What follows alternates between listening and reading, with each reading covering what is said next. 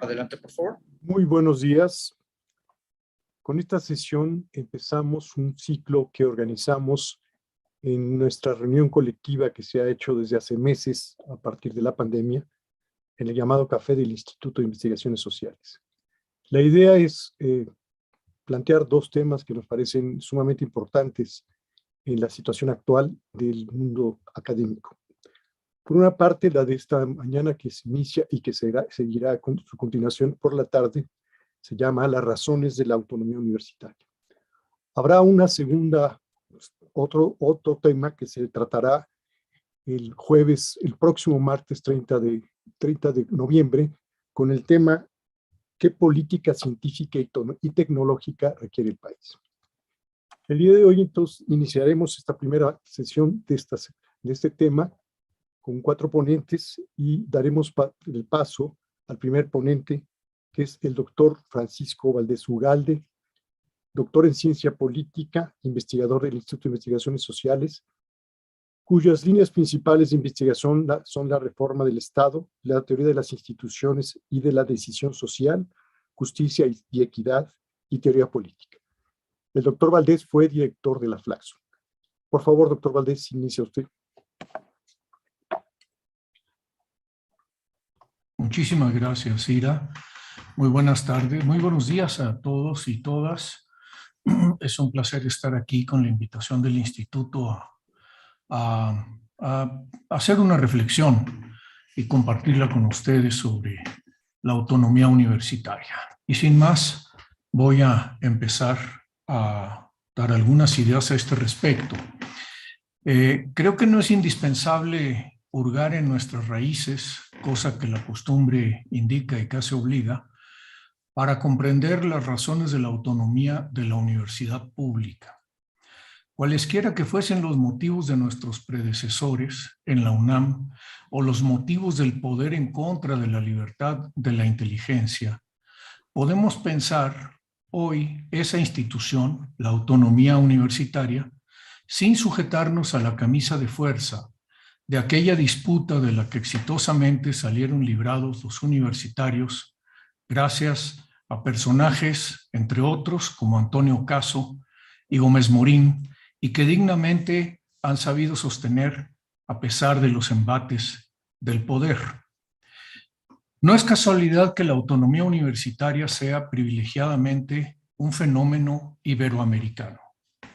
Basta un mínimo de instrucción para saber que Iberoamérica es una de las regiones históricamente atrasadas en el mundo y que ese atraso se debe, en buena medida, a la negativa de las élites económicas y políticas para abolir el feudalismo y sus herencias despóticas.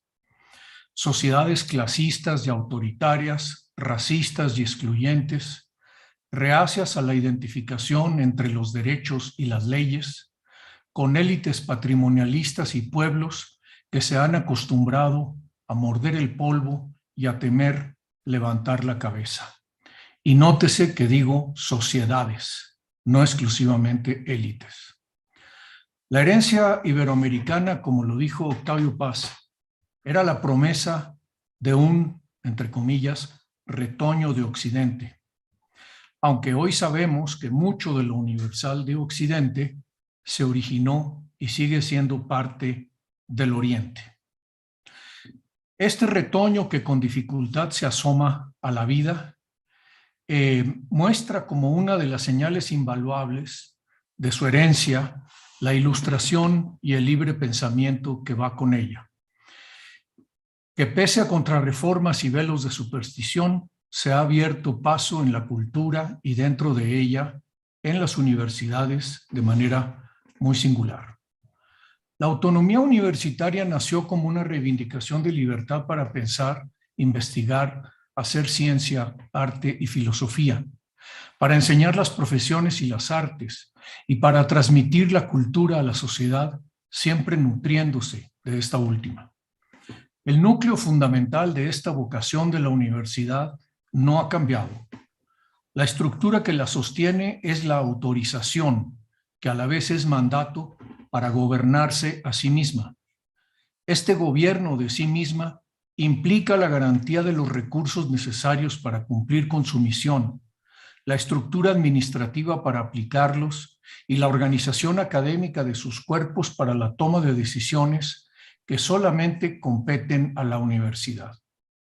Y por supuesto implica también la rendición de cuentas, que está debidamente codificada en la ley, pero muy mal ejercida por los órganos de rendición de cuentas.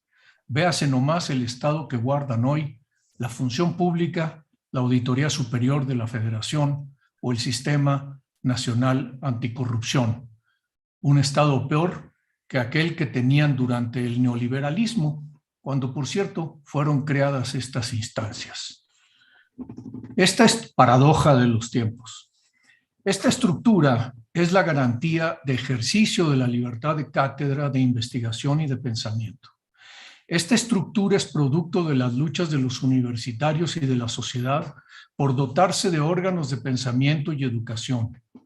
La plasmó el poder legislativo en la Constitución y la ley, pero la ganaron los universitarios con el apoyo de la sociedad. Eso no se puede desconocer. Lo que se dice en la legislación no puede ser subordinado a los intereses de ningún poder político que pretenda situarse por encima de ese mandato, a menos que se crea en la rudimentaria y peregrina idea de que la ley responde a los intereses de clase y por tanto es necesario destruirla para imponer la ley de otra clase social.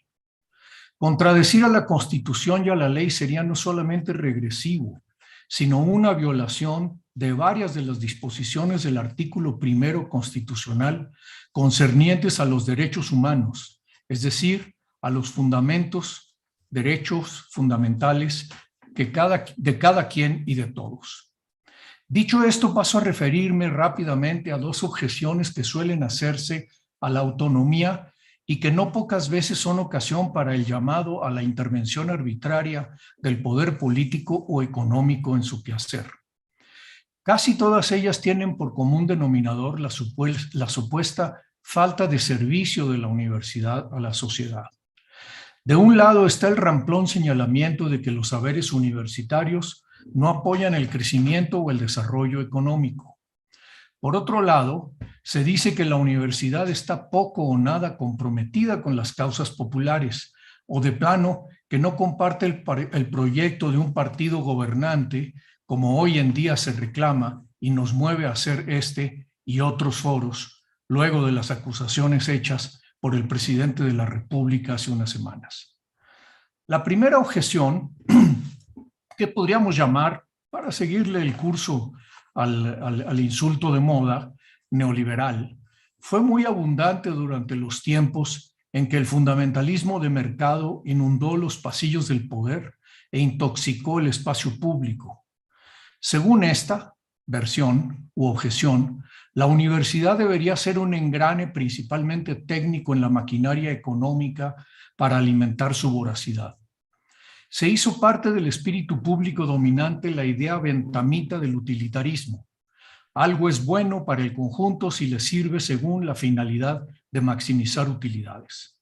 A mayor maximización de la noción fundamentalista del mercado, mayor bienestar habría para el conjunto social. No fue ni ha sido el caso, ni aquí ni en ninguna otra parte. Si bien es necesario y obvio que la universidad desarrolle saberes según las necesidades sociales y en función de ello oriente la investigación, la docencia y la difusión de la cultura en las distintas ramas del conocimiento, no es para nada obvio que la institución deba ocuparse de la cadena de instancias que hacen que el saber llegue a su destino productivo o formativo. Estas cadenas corresponden a diversas formas de la organización socioeconómica, como las instituciones de gobierno encargadas de promover el desarrollo o el bienestar, o empresariales para buscar innovaciones que puedan hacer una economía más productiva o competitiva. Es bien sabido para los conocedores e investigado en la universidad que estas instancias en nuestro país o no existen o funcionan como meros aparatos decorativos para embellecer las ventanas de una casa deshabitada, o casi. Ni los gobiernos ni los empresarios han tenido los motivos suficientes para despertar al valor social del bienestar ni de la innovación. Estas mediaciones faltan, no las han provisto los agentes que podrían hacerlo y que a su vez suelen ignorar deliberadamente el conocimiento generado por las universidades. Salvo honrosas excepciones, es proverbial la ignorancia de políticos y empresarios sobre lo que ocurre en el mundo de la técnica, las ciencias y las humanidades. En Iberoamérica nunca ha habido burguesía ilustrada. Baste poner el ejemplo la vulgaridad con que en nuestro país se han puesto de moda en diversos momentos el neoliberalismo ideológico o el radicalismo de izquierda, que a juzgar por las exhibiciones públicas de sus voceros más autorizados apenas alcanzan nivel de prealfabetización. La universidad no tiene por qué llenar ese vacío institucional que corresponde satisfacer a la vitalidad organizativa y orgánica de la economía, la sociedad, la política y la cultura. Otro tanto sucede con el reclamo de que poco o nada sirve la universidad al pueblo, sea lo que signifique este último vocablo. En efecto, vivimos en una sociedad de necesidades, de carencias ingentes y permanentemente insatisfechas.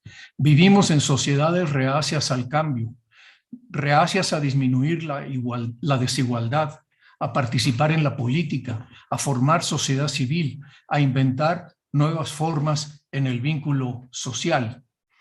Vivimos en sociedades propensas a la delegación del poder en otros que lo administren para sus intereses.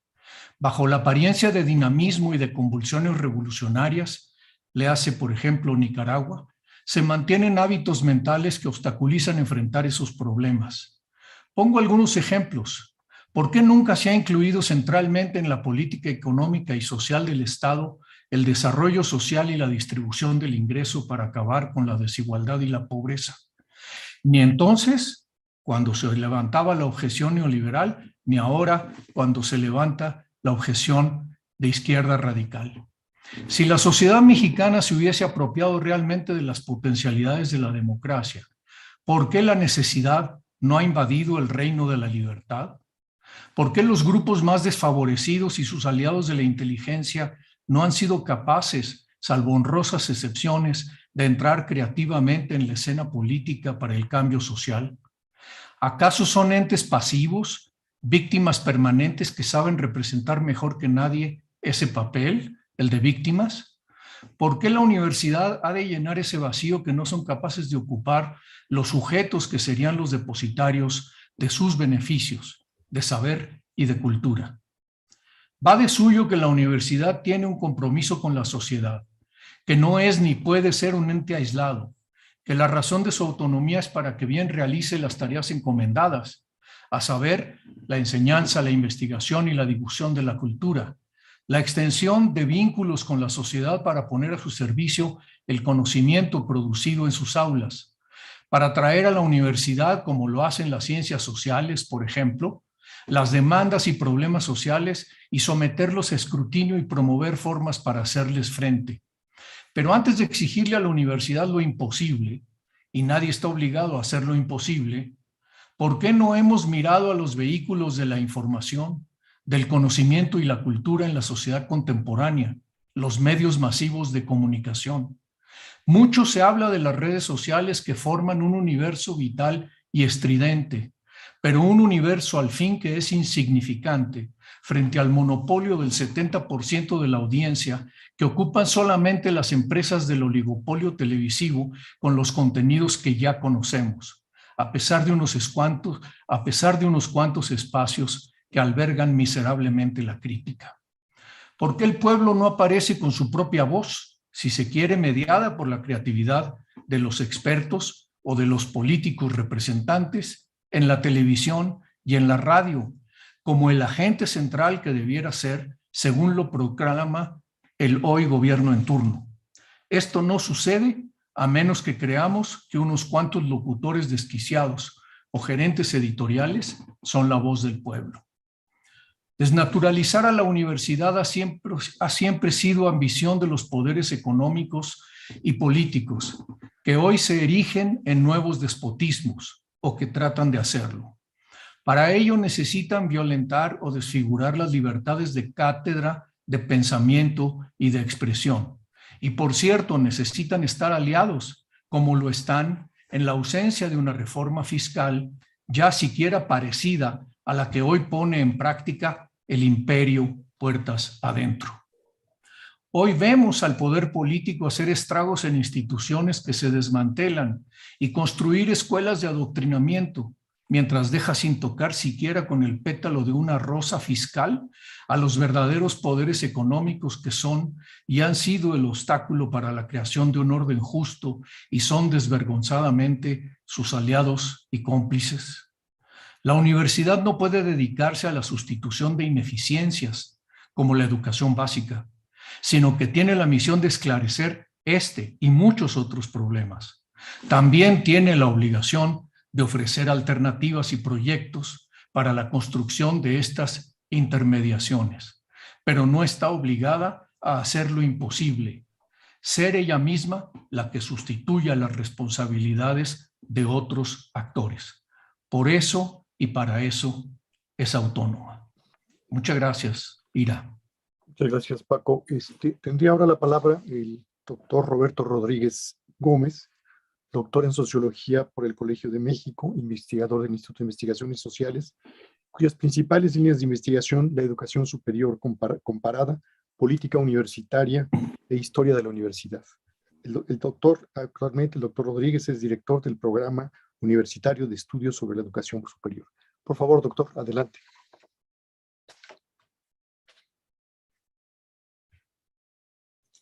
Muchas gracias, Ira. Un gusto compartir este espacio con los colegas, también con las personas que nos están viendo. La autonomía universitaria ha tenido ya más de un siglo de existencia en nuestra realidad, en nuestro país. Las primeras autonomías universitarias pues son las de la Universidad Michoacana, la Nicolaita, la de la Universidad de Sinaloa, aunque entonces se llamaba el Colegio Rosales, y la Universidad de San Luis Potosí, las primeras en el 1918, la segunda en 1923, y después va a llegar la autonomía de la Universidad Nacional en 1929. De entonces a la fecha, la autonomía ha sido, dependiendo las coyunturas de la vida política del país, un elemento incómodo para el gobierno y en otros periodos un elemento cómodo para el gobierno. Ambas condiciones. Y eso ha dependido pues, fundamentalmente de los mecanismos de ya sea controversia o en algunos casos de cooperación de las instituciones universitarias con las orientaciones de política pública y de modelo de desarrollo de los distintos estados y gobiernos, de las distintas formas de gobierno. En la actual coyuntura, pues este es un punto que está, digamos, o es objeto de debate. Si la autonomía está, en efecto, incomodando al régimen actual, lo que explicaría las críticas, no como tal a la autonomía, pero sin duda a la manera de conducirse y comportarse de las universidades autónomas, para comenzar la nuestra, y habría aquí pues un campo para analizar esa condición. Se puede hacer desde distintos puntos de vista. El doctor Valdés nos ha ofrecido una espléndida, me parece a mí, descripción de esta problemática, pero yo la voy a abordar desde otro ángulo, que es el que se refiere a la autonomía formal. Es decir, ¿qué representa la autonomía como figura jurídica? ¿Qué es lo que está protegiendo esta figura jurídica? ¿Y cuáles son, digamos, algunos de los riesgos que como tal comporta en la actualidad? Como ustedes saben, la autonomía tiene esta doble dimensión de singular y plural. Es plural porque cada una de las universidades autónomas por ley, universidades y otras instituciones autónomas por ley, en la actualidad son 42 instituciones que tienen esta condición en todo el país, pues tienen sus respectivas leyes orgánicas, en algunos casos decretos de creación cuando nacieron autónomas.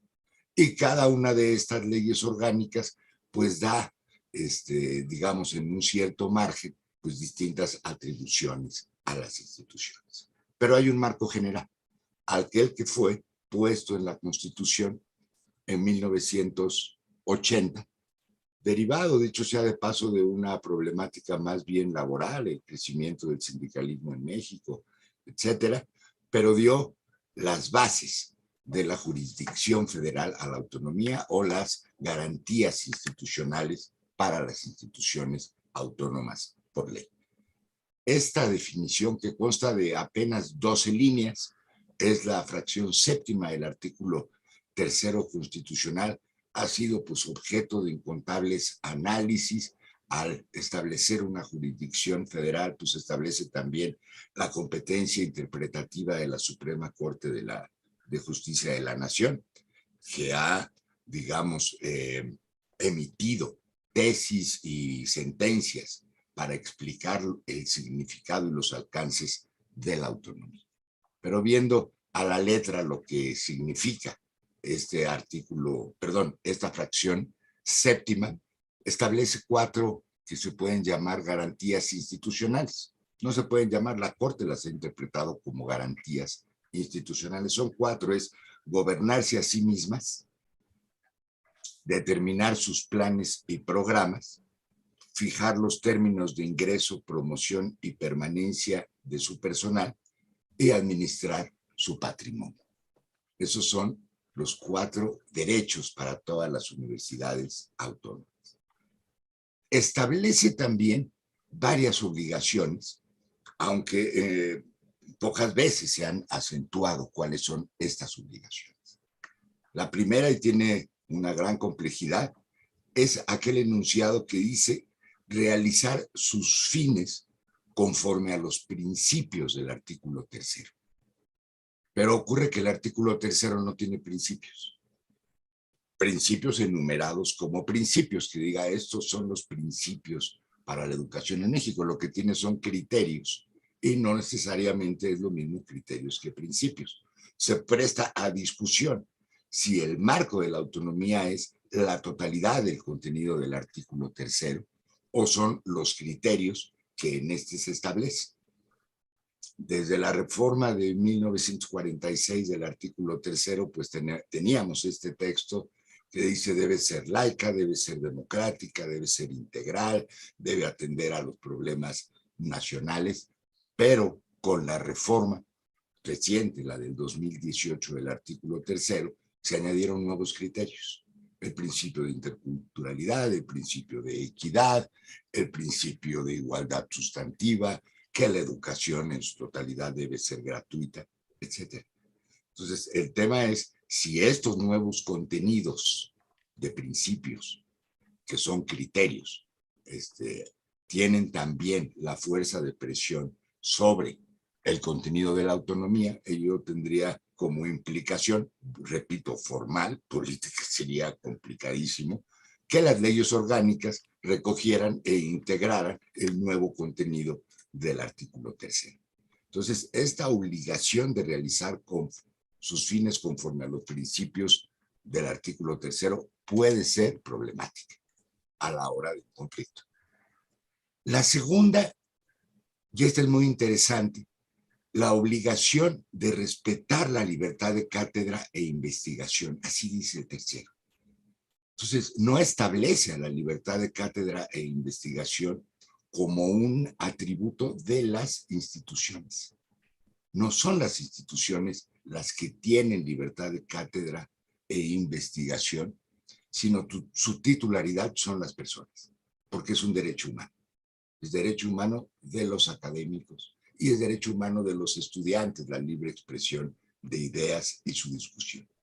De manera que los ministros de la Corte han interpretado a la autonomía universitaria no como un derecho humano, sino como un mecanismo para velar por derechos humanos. ¿Cuáles son estos? Son los mencionados, pero también el acceso a una educación superior de excelencia, como dice la Constitución, que es un derecho para los estudiantes. Entonces, esta relación o esta problemática de quién es titular de los derechos que establece la Constitución en esta fracción séptima, no ha sido aún desarrollada de manera instrumental tampoco por la Corte, y es debatible, ¿no? Si corresponde a las instituciones como en su origen fue la idea de la libertad de cátedra e investigación, como está presente, por ejemplo, en la ley orgánica de la Universidad Nacional desde el 45, ¿no? O es, en principio, un derecho de los académicos que por agregación se traslada a las instituciones. Este es un asunto. Y la otra obligación que se desprende de este texto constitucional es muy importante, que los trabajadores académicos y también los administrativos están bajo el amparo del apartado A de la Constitución General y por lo tanto de la Ley Federal del Trabajo y por lo tanto el derecho a la contratación colectiva. Es decir, hay un ángulo laboral también en la autonomía universitaria. Esto nos lleva, bueno, a por lo menos 4 dimensiones. La dimensión jurídica, esto es la relación jurídica con el Estado, que se desprende de la facultad de autogobierno. Y que también por la Corte ha sido interpretada que esta facultad de autogobierno incluye la libertad para determinar sus normas interiores y para hacerlas cumplir, y la obligación del Estado de respetar al mismo tiempo que la autonomía toda la normatividad interior de las instituciones. ¿Qué implica? Implica sobre todo 2 cosas. La primera es el nombramiento de autoridades, ¿no? Y también las formas de gobierno que están establecidas en las leyes orgánicas. Para nosotros es familiar esta que procede a través de una junta de gobierno que determina los nombramientos de directores. Pero la forma de gobierno basada en junta de gobierno ni siquiera es mayoritaria en este conjunto de 42 universidades autónomas. La que es mayoritaria, curiosamente, es que estos directivos son electos por los consejos universitarios en la mayoría de las universidades autónomas. Mayoría, vamos a decir relativa, es 14 contra 16. 14 por junta de gobierno, 16 por consejos universitarios. Y hay 9 que realizan procesos electorales.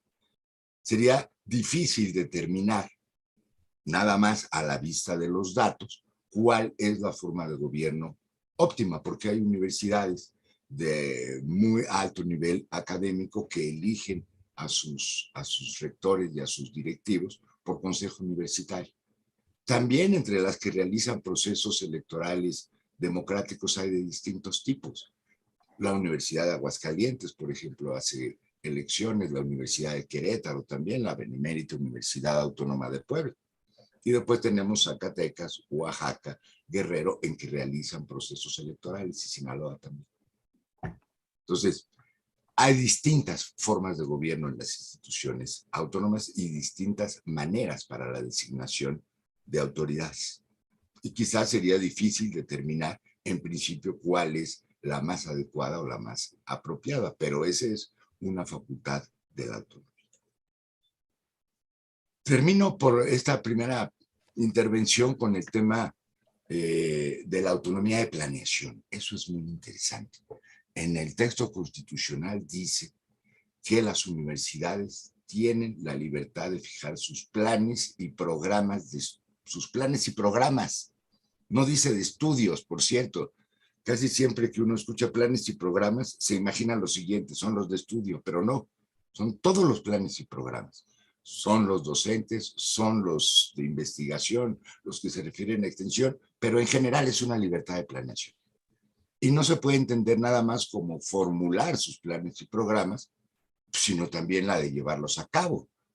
Y esta condición de la autonomía es justamente la que la convierte, por lo menos potencialmente, en un elemento o en un motor para las dinámicas de desarrollo institucional. Poder hacer su propia planeación, decidirla, definirla y llevarla a cabo. ¿Cuál es el límite de esta posibilidad de autodeterminación de planeación? Pues los recursos que tiene, ¿no? Es decir, autonomía sin recursos impide estas posibilidades de desarrollo institucional, que son el sentido último de la autonomía, ¿no? Realizar sus actividades sin injerencia del Estado, conforme a un plan definido por la propia institución y con respeto a las libertades académicas. Bueno, eso es lo que quería decir en esta presentación. Muchas gracias. Roberto, pues muchas gracias. Tendríamos ahora la intervención de la doctora Silvia Inclán Oseguera, que es doctora en Ciencia Política por la Universidad de Boston. Sus líneas de investigación: una política comparada, poder judicial, reforma del Estado, rendición de cuentas. Y hasta no hace mucho fue secretaria académica del Instituto de Investigaciones Sociales. Silvia, por favor. Muchas gracias, Ira. Buenas tardes. Muy honrada y agradecida por la invitación a reflexionar aquí con tan distinguidos colegas sobre un tema tan importante para los que estamos aquí hoy, para la universidad y para el país. Un tema que fue muy importante antes de nosotros, que lo es hoy y que es decisivo para el futuro de México. Yo no me voy a referir a la historia de cómo se gestó y se construyó la autonomía en la UNAM. Eso lo dejamos a mis colegas historiadores, y ya el doctor Francisco Valdés y el doctor Roberto Rodríguez hicieron mención a ella.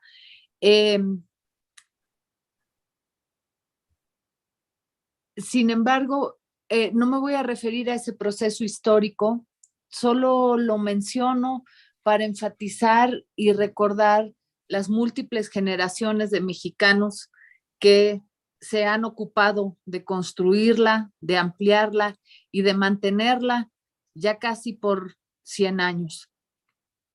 A los universitarios de hoy, dentro y fuera de la UNAM, solo nos toca cuidarla y defenderla para los que siguen. Pero, ¿qué implica la autonomía y para qué sirve? Yo quiero utilizar el tiempo que tengo para hacer un breve recorrido por las medidas en las que descansa la autonomía de cualquier institución pública y de la universidad, y su razón de ser de acuerdo con la literatura desarrollada en la ciencia política con respecto al tema, y que desde luego tiene mucho que ver con lo que nos mencionaba ahorita el doctor Roberto Rodríguez, que veía la autonomía como figura jurídica. Entonces, en primer lugar, quiero referirme a esto, a las medidas en las que descansa la autonomía. Y en segundo lugar, a lo que veo como ataques desde un entendimiento corto, o mejor dicho, desde un discurso maniqueo de la democracia que se han hecho recientemente contra todas las autonomías, contra todas las instituciones autónomas del país, que ya alcanza a otros centros de educación superior y que parece que quisiera alcanzar incluso a la Universidad Nacional. Y comienzo entonces por las medidas sobre las que descansa la autonomía y la independencia, que no es lo mismo, pero para lo cual es indispensable la autonomía, porque no son lo mismo, pero se toman juntas. Y bueno, el primer grupo de medidas que se señala en la literatura de la autonomía de las instituciones son aquellas que tienen que ver con blindar a las instituciones de la injerencia o del control del poder político, a fin de que la institución, sea la que fuere, pueda llevar a cabo sus labores sin tener que obedecer o seguir los mandatos del poder político u otros intereses, y que tienen que ver con la imparcialidad y la objetividad, que son principios vitales para la investigación y la búsqueda del conocimiento, para la enseñanza y la difusión de la ciencia y la cultura, que son las funciones de la universidad. Y en estas medidas están en primer lugar en la autonomía de los procesos de integración de las instituciones, o en este caso, de la integración de miembros de todo tipo y nivel a la universidad. Es decir, que la institución, en este caso la universidad, tiene que tener todos sus procesos de admisión, contratación, incorporación, nombramiento de autoridades, libres de injerencia por parte de otros actores, entre ellos, muy importantemente, el poder político, como lo mencionaba el doctor Rodríguez, y que para que esto sea así, todos esos procesos tienen que regirse de acuerdo con reglas y normativas que la propia universidad se dé a sí misma. No es casual por ello que cuando el poder político busca controlar una institución, vaya primeramente a intentar incorporar miembros leales en los puestos directivos de mayor importancia de la institución. Y tampoco es casual que ataque directamente a las reglas de integración de sus miembros con reformas que eliminen la participación de las comunidades o de cuerpos colegiados o de comisiones auscultadoras, salvo aquellos de probada lealtad.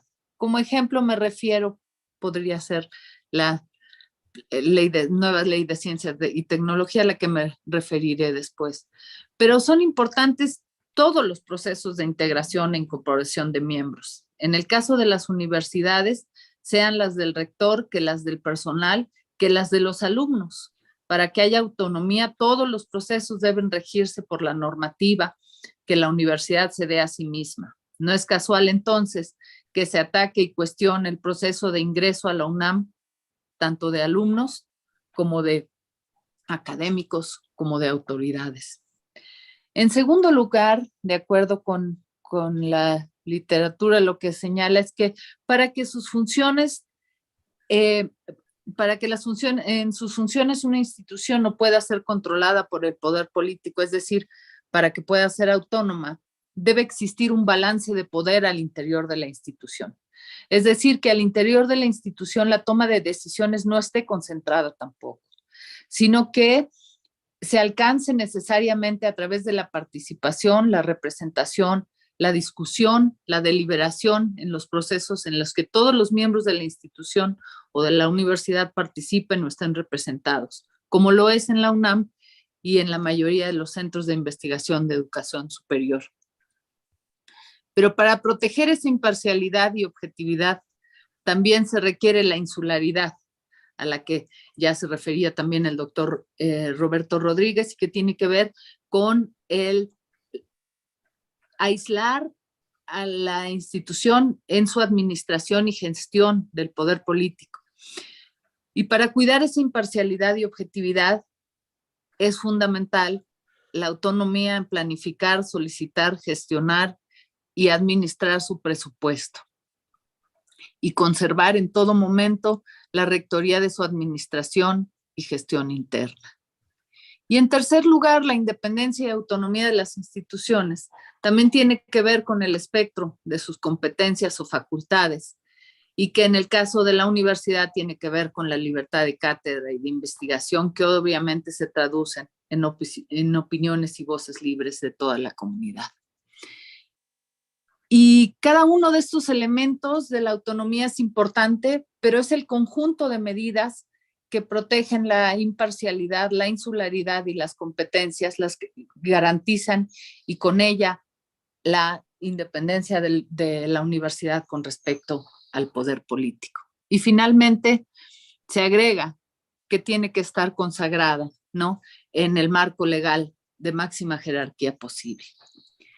Y con esto paso al segundo punto que quiero abordar, y que se refiere al presente y constante acoso bajo el cual se encuentran las autonomías en México. Las instituciones autónomas, todas desde el discurso presidencial, y que lamentablemente ya no solo desde el discurso, sino también desde ciertas medidas que han ya trastocado o destrozado la autonomía en varias, muchas ya, entre las que podemos contar importantísimas comisiones y también algunos centros de investigación. Lo primero que hay que notar es que el acoso y el ataque contra la autonomía se da desde el discurso presidencial y casi exclusivamente por el presidente, desde esa tribuna o micrófono privilegiado, y en México absolutamente incuestionable. Algunos actores y voces lo acompañan, pero son pocas, porque sin el halo de la cuasi santificación de la que goza el presidente por su cargo y por el apoyo de cierto segmento de la población, pocos se atreven a decir con su nombre tanto argumento insostenible e infundado sin poner en riesgo grave su reputación en forma irreparable. Por eso solo algún funcionario que probadamente no tiene nada que temer o algunos legisladores que tienen fuero se atreven, pero casi nadie más se lanza en contra de los beneficios de contar con instituciones autónomas o contra los beneficios que la autonomía nos trae a todos dentro y fuera de la UNAM y los beneficios que las instituciones autónomas nos traen a todos, a ciudadanos y a gobierno. Porque nadie se atreve a sostener que la autonomía no conviene para evitar que el gobierno sea juez y parte, porque nadie se atrevería a sostener que no conviene que el gobierno dicte agenda de investigación y diga qué es lo que se debe impartir en cada aula, porque nadie podría sostener que nos convendría ser regidos por la subsecretaría, por alguna subsecretaría de la SEP. Entonces el ataque y el acoso a la autonomía paradójicamente dice buscarla y defenderla, pero no la que existe, sino otra, una verdadera, porque la ley dicen, porque la que hay dicen no lo es, y la que ellos traerían dicen esa sí lo será, así de simple. Entonces quienes atacan la autonomía en realidad no atacan la autonomía, sino que se esconden detrás de una vertiente del discurso populista, ese que se disfraza de defensor de verdadera democracia. Así quienes atacan la autonomía dicen haber descubierto su perversión y tener la fórmula para crear una verdadera y pura. Así como el discurso populista exalta la democracia directa y ve como perversión cualquier forma de representación o toma de decisiones colegiada, porque solo reconoce como democracia genuina y pura aquella que se relaciona al pueblo unívoco y de voluntad uniforme con su líder, así la crítica a la autonomía la señala maniqueamente como ocultadora de transparencia y de rendición de cuentas, y además de ser origen de gastos desproporcionados y ahorrables. Proponen entonces quitar ese velo ocultador de corrupción y gasto para garantizar la verdadera autonomía, esa que esté garantizada otra vez por la voluntad del pueblo, entendida y guiada y controlada por el único fiable, que es su líder. Arropados en una moralidad superior a la de todos los demás y que no tiene otra fuente que la autoconcesión, proponen que la suya, esa sí será autonomía de verdad, y que la que existe, esa es falsa. Y ese discurso y esa estrategia, desde luego, necesita villanos, enemigos, que son fáciles de ubicar, se delatan solos en el momento en el que difieren del líder y sus planes. Y como el mensaje tiene que ser simple, ese discurso tampoco analiza, no discute evidencias, no necesita diagnósticos, no hace propuestas, ni menos los discute. Las encuentra al vuelo, las inventa, las magnifica y nada más. En el fondo de la crítica, del ataque y el acoso a las sanas autonomías, lo que se busca es desconocer una parte fundamental de la democracia que sigue a la extensión, a la expresión en las urnas, y que es que el poder que se gana mediante votos, para ser democrático, tiene que ser limitado, regulado, fragmentado y vigilado. La autonomía y la independencia de las instituciones, de todas las instituciones autónomas, incluida la universidad, es necesaria para que el sistema democrático efectivamente lo sea, para que el poder sea limitado, fragmentado y vigilado. La educación superior, la UNAM y los centros de investigación todos deben ser autónomos e independientes. Y finalmente quisiera solo señalar que hay señales de preocupación no solo en el discurso, sino en algunas medidas que ya se han tomado en torno a las autonomías de otras instituciones y en torno a la ciencia y la tecnología en el país, no solo en torno a la ley, sino también en torno a otras instituciones. ¿Terminaste? Sí, muchas gracias. eso sería todo. Muchas gracias, Silvia. Bueno, sería la última intervención del doctor Jorge Arturo Cerdín Herrán, doctor en Derecho por la Universidad de Buenos Aires, Argentina, profesor de tiempo completo del ITAM, cuyas principales líneas de investigación son teoría y filosofía del derecho, lógica y derecho, informática jurídica decisoria, argumentación jurídica. Actualmente es director del Centro de Acceso a la Justicia del ITAM. Por favor, adelante. Muchísimas gracias, profesor. Gracias a todas y a todos por esta oportunidad de conversar. Es realmente para mí un privilegio estar entre ustedes escuchándolos y me siento también privilegiado de ser un observador privilegiado de la discusión en la universidad pública, la Universidad Nacional. Como saben, yo soy miembro del ITAM y pues hablo ahora a título personal como investigador dentro del ITAM y me gustaría poner a consideración de ustedes una reflexión a propósito de una batalla legal que me hizo reflexionar acerca del estatus de la autonomía, tanto propia del ITAM como sus conceptos más generales. Lo que me ha causado perplejidad de este caso que ha emprendido mi institución es la falta de claridad y de precisión sobre el concepto de autonomía, incluso a los ojos de juzgadores federales, lo cual me hizo pensar que quizás esta falta de precisión y claridad no era más que sistémica y que quizás este mismo concepto es un concepto muy contestado, muy rivalizado y donde diferentes formas y lugares se lo quieren apropiar y que convendría quizás detenerse para pensar en algunas formas o claves clasificatorias de análisis. De modo que mi presentación tendrá dos partes. La primera es contar la anécdota del litigio y la segunda es presentar quizás tres criterios clasificatorios sobre esta discusión acerca de la autonomía a propósito de esta experiencia. La historia tiene que ver con un acuerdo administrativo que se expidió en el año 2017 y un acuerdo altamente intromisivo para las instituciones, en donde se regulaban planes de estudio, programas, número de facultades. Era un régimen realmente de alta supervisión, ajeno a lo que se venía diciendo. Este acuerdo administrativo tenía siempre, como otros más, un artículo transitorio que decía que se dejaban a salvo los derechos de institutos, universidades o cualquiera que tuviera por decreto o por acuerdo intersecretarial, pues privilegios, como pueden ser el Tecnológico de Monterrey o el ITAM. Y sin embargo, no era satisfactorio esto, porque esta vaguedad del transitorio pues permitía que hubiera una serie de cambios en cómo se operaba. El ITAM desde su creación ha operado de manera autónoma tanto en lo que desea investigar, en la educación que desea impartir, en los planes que expide, en las líneas de investigación, y lo que había ocurrido es que simplemente presentaba ante la autoridad el producto de un cambio o una reforma y sin más la autoridad tomaba nota, en lo que se puede decir algo así como un acto administrativo, pues condición. Entonces, palomeaba, pero nunca pues tenía ningún tipo de injerencia, ni de supervisión, ni de censura. Este reglamento nuevo pues ponía en jaque esta idea y la primera pues conceptualización es preguntarse en qué consistía entonces nuestra autonomía. Estaba claro por la Corte, como dijo el doctor Rodríguez, que las instituciones privadas no tienen la autonomía constitucional de las instituciones públicas, de modo que ¿en qué consistía la autonomía del ITAM? Era una pregunta tanto legal como de investigación, diría yo, histórica.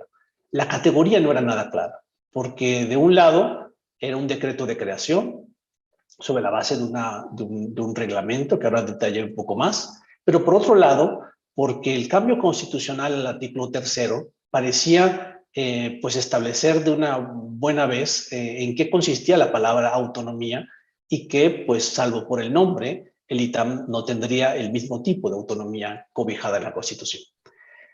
Quizás la categoría más interesante históricamente es la idea de inaplicabilidad. Y este es el primer concepto que me gustaría ofrecerles.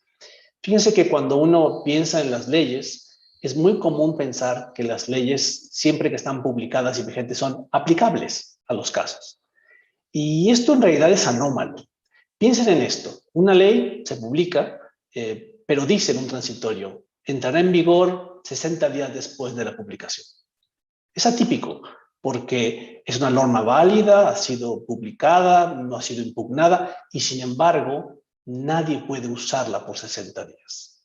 Este periodo en donde entra en plena efectividad, se llama inaplicabilidad. Esto es, la norma no es aplicable a pesar de ser parte de nuestro derecho. Pero también ocurre lo contrario, fíjense. Ocurre que a veces hay una reforma legal importante y viejos casos siguen siendo regulados por normas que ya no forman parte del derecho. Por ejemplo, se reforma el Código Civil y se dice, todos los contratos que al día de hoy estén vigentes se regirán por el viejo Código Civil, hasta que deje de haber esos contratos viejos. Entonces, fíjense que es una norma, el Código Civil viejo, que ya no forma parte del derecho vigente y, sin embargo, sigue siendo aplicable. Dos nociones técnicas, aplicabilidad e inaplicabilidad. Entonces, la historia empieza así. En 1940, en la presidencia de Cárdenas, se expidió una ley orgánica de educación y en esta ley orgánica se reconoce en un artículo lo siguiente, y leo textualmente. La Universidad Autónoma de México no queda comprendida en los términos de esta ley. En consecuencia, se regirá por los preceptos contenidos en la Ley Orgánica de la Universidad Autónoma de México, promulgado con fecha 23 de octubre de 1933. Y a continuación sigue diciendo, los institutos particulares de tipo universitario gozarán de la misma franquicia. Fin de la cita. Entonces, fíjense cómo este es el origen. La Ley Orgánica de Educación que hace aplicable para todos esta ley, excepto para dos entidades. La Universidad Autónoma de México y cualquier instituto particular de tipo universitario. Tendrán la misma franquicia. Esto fue en el 40. En el 42 vuelve a haber una nueva reforma, hay una nueva Ley Orgánica de Educación Pública, en el año 42, y el artículo 2 vuelve a repetir algo parecido y dice, salvo lo dispuesto expresamente en esta ley, la misma no será aplicable, y fracción cuarta, leo literalmente, a las universidades, escuelas o institutos de tipo universitario que hayan obtenido y obtengan en el futuro reconocimiento o autorización de la Secretaría de Educación Pública. Fin de la cita. Esta ley orgánica fue después abrogada y fue sucesivamente en el tiempo reformada. Entonces, lo que quiere decir es que el ITAM es autónomo porque sobre la base de un decreto, de un reglamento de estas leyes orgánicas, se creó. Y este reglamento dice que tendrá personalidad jurídica a partir del decreto de creación, reconocimiento como instituto universitario. Dicho de otra manera, esta ley orgánica ya no forma parte del derecho. Ha sido derogada, pero sigue siendo aplicable. Esto es, exenta al ITAM de la aplicación de la legislación ordinaria federal en materia de educación.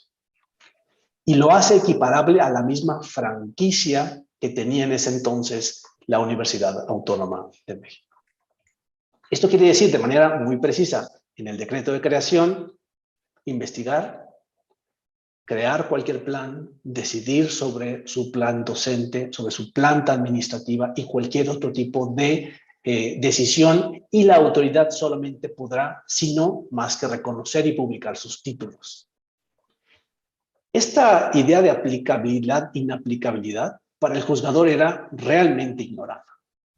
Es realmente ignorada porque esto revela que hay autonomías, como dijo el doctor Rodríguez. Y por otra parte, porque la autonomía de la que estoy hablando tiene una implicación importante, y es que es una norma histórica que sigue siendo vigente en su aplicabilidad todo el tiempo que el ITAM sigue existiendo. Ahora, esto que yo he dicho en pocas palabras, pues al juzgador la manera de digerirlo fue un derecho aplicable, un derecho adquirido. Dicho de otra manera, dijo, el ITAM tiene derechos adquiridos históricos y por lo tanto se sigue regulando como se venía regulando desde el año 40. Mi reflexión a esto, y ahora viene mi segunda parte, es que cuando uno invocaba estos argumentos al juzgador, el juzgador primero reaccionaba de una manera de ignorancia. Hay que ver, desconozco cuáles son las normas de la autonomía. En otras ocasiones, en otros recursos, el juzgador reaccionaba tratando de entender y comprender en qué consistía la autonomía, más allá de sus reglas. Y también nos encontramos, yo me vi argumentos de juzgadores que atribuían una carga valorativa. No, la autonomía es muy valiosa y solamente debe ser guardada para instituciones de cierto tipo. Esto me hizo pensar que en este debate jurídico era necesario quizás distinguir tres aristas del concepto de autonomía. En un primer sentido, uno puede entender a la autonomía como un método de aproximación a la enseñanza y a la universidad, al quehacer y la generación de conocimiento.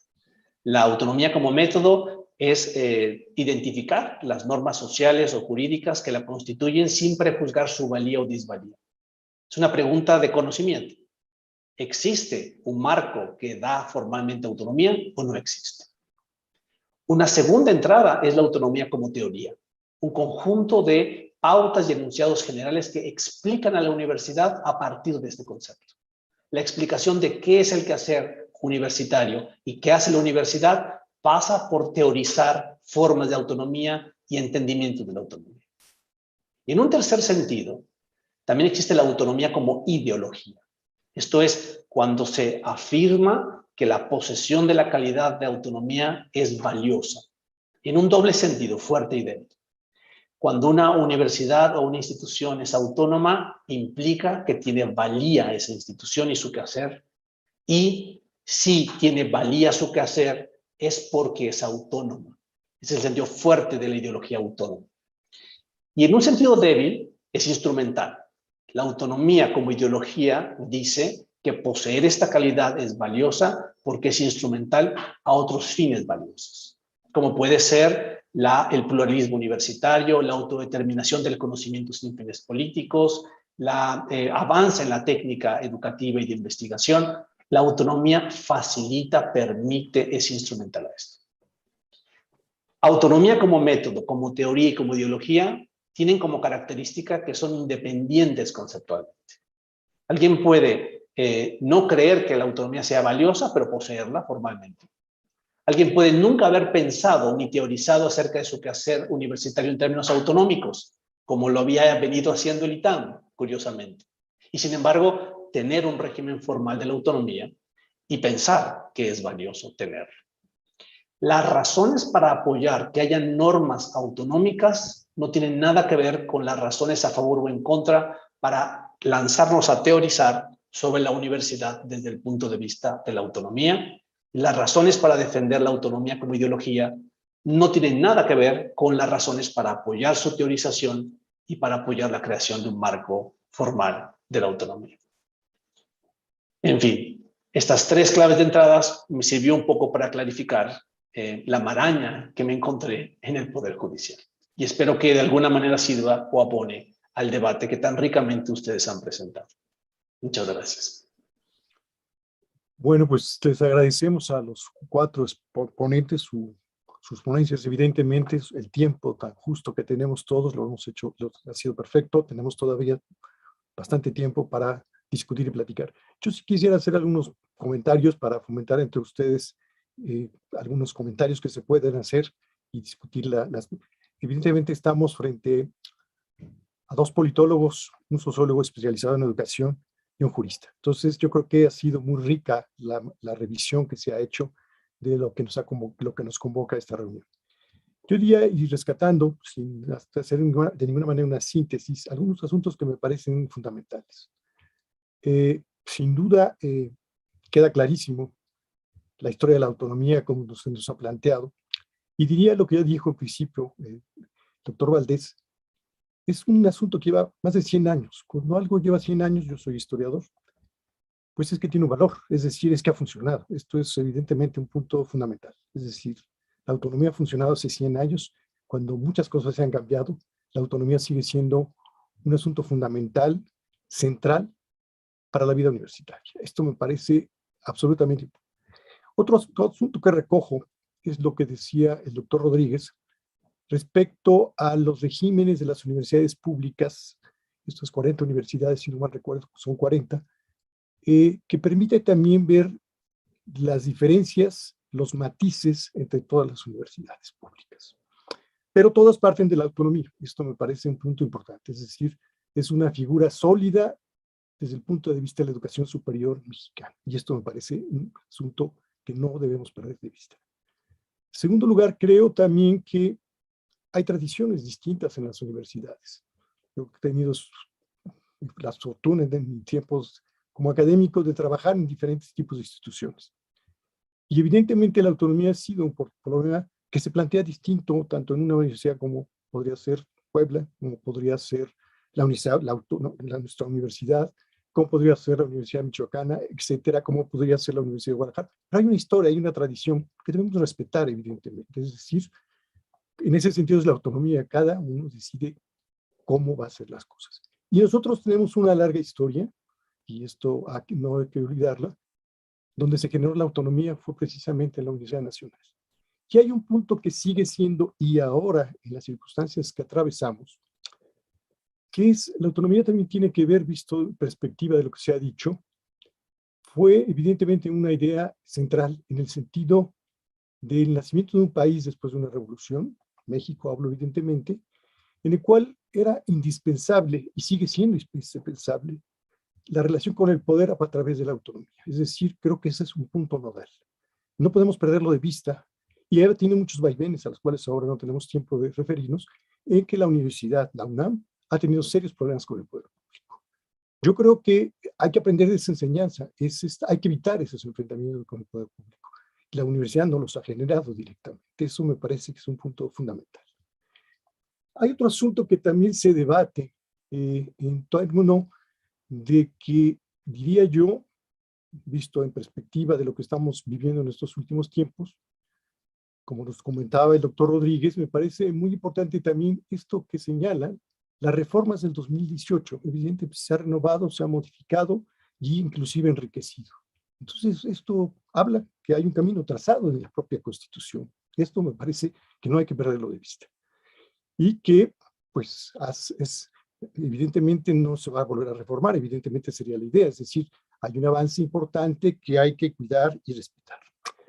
Hay otra dinámica que no sé si no la hemos tratado en esto, porque podría yo, aprovechando mi comentario, que también ver en perspectiva en nuestra universidad, como en muchas otras, todo lo que ha hecho cada universidad en términos de la educación superior e inclusive en la educación media en algunos casos. Es decir, no podríamos explicar estos países sin las universidades públicas, desde el punto de vista de educación. Son los ámbitos de educación plural, que eso es algo invaluable y que tenemos que seguir defendiendo. La universidad no es un solo pensamiento, no hay un pensamiento único, afortunadamente. Y muchos de nosotros, evidentemente, estaremos de acuerdo que sea plural en el sentido amplio, donde pueden discutir, y discutir quiere decir diferir, ponerse de acuerdo, no ponerse de acuerdo, pero es un ámbito de libertad que es importantísimo guardar. Por otro lado, algo que también se ha dicho últimamente respecto a un cierto estancamiento de la universidad, hablando de la UNAM es precisamente. Yo diría que si alguna universidad ha renovado sus planes de estudios, sus carreras, respecto al ámbito que vivimos de transformación drástica del mundo, la creación de carreras en todas las diferentes áreas. No hay una área que no sea fundamental, todas son fundamentales. Las universidades son también conocimiento plural, desde la ciencia social, desde las humanidades, desde la tecnología. No podemos hacer universidades únicas sobre un solo camino. El mundo es ancho y complejo. Entonces, en ese sentido, también yo creo que es donde se genera el conocimiento, como decía el doctor Valdés. Es decir, creo que esto es importantísimo. Sería importante más bien en estos momentos de tales retos que tiene el mundo, simplemente la pandemia, donde tenemos que valorar lo que se hace en las universidades, lo que se hace en las universidades para el conocimiento. Y en ese sentido, el conocimiento científico, si alguien en estos años ha valido la pena que exista y se fortalezca, es el sector científico, evidentemente. No hay aquí prioridades únicas, todos son necesarias. Yo diría entonces que, para terminar y darles a ustedes tiempo de seguir platicando, que sí estamos frente a un reto, y ese reto es defender la autonomía, defender la organización de las universidades que tienen sus formas de organizarse, en la cual participan todos los sectores. Los consejos universitarios están formados, son plurales, esto también no hay que olvidar, y son electos. La universidad tiene elecciones en todos los ámbitos de decisión. Que unos quieran participar o no quieran participar, ese es otro asunto muy distinto. Entonces yo creo que sí hay un marco, diría yo, de tener claro que la autonomía es un asunto fundamental, estratégico y necesario para el país. No se puede concebir una universidad donde no haya libertad de cátedra y libertad de investigación. Eso está clarísimo. No es, y evidentemente la universidad, y terminó la UNAM, ha sido sensible a muchos problemas del país. Inclusive, hablando de problemas de investigación, tenemos un premio Nobel que se formó en la universidad. Esto es importante tomarlo en cuenta. No es cualquier cosa tener un premio Nobel, y en ese sentido yo creo que marca la universidad cada vez más, y por otro lado termino, se ha enriquecido abriendo las puertas al mundo. Es decir, cuántas generaciones actualmente se formaron, es que esperaremos que se volviera a rectificar, formado en el extranjero, porque el mundo, no somos un ombligo del mundo. El mundo es abierto, necesario saber lo que pasa en otras partes del mundo. Y eso para la universidad también es un reto en el sentido de saber en dónde vamos mal, en dónde vamos bien. Pero es un asunto de la universidad o de las universidades públicas. Yo les pido, colegas, si quisieran tomar la palabra, hacer un pequeño comentario para tratar de dejar un espacio a otros colegas y a algunas personas del público que les interese participar. Si quieren, en el orden que pensaron, podría ser esto. No sé si Paco quisiera decir algo y los otros tres, si son tan amables. ¿Qué podría servir para hacer una discusión? Tenemos ahorita 1 hora más o menos de tiempo todavía. Paco, si quisieras decir algo. Bueno, en primer lugar, que me han gustado mucho las presentaciones que han hecho Silvia, Roberto y Jorge. Desde luego, las preguntas que tú has formulado, la conducción ha sido magnífica. Y bueno, creo que hay muchísimo que discutir. Yo solamente agregaría un punto que creo que tú remarcaste como primera observación y que señaló Silvia en su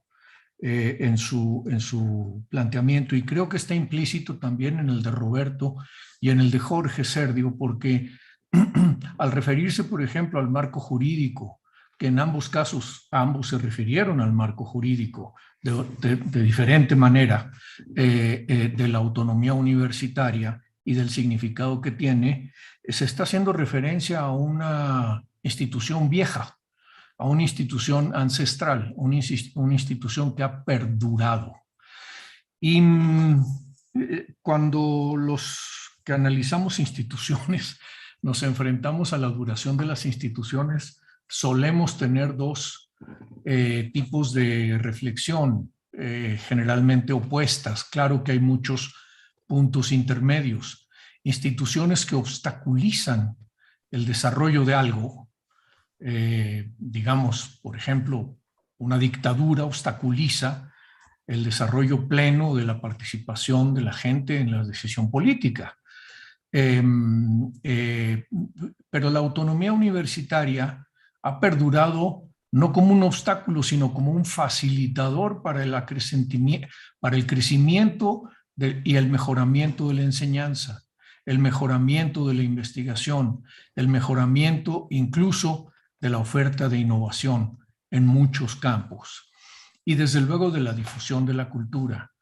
Yo creo que el punto aquí, uno de los puntos más importantes, y también lo mencionaste tú, no hay que dejar de lado, al contrario, creo yo que es uno de los puntos más importantes, es que la autonomía garantiza un espacio de pluralidad, precisamente porque, como decía Roberto, el titular del derecho a la libertad de cátedra y de expresión es la persona, no la institución.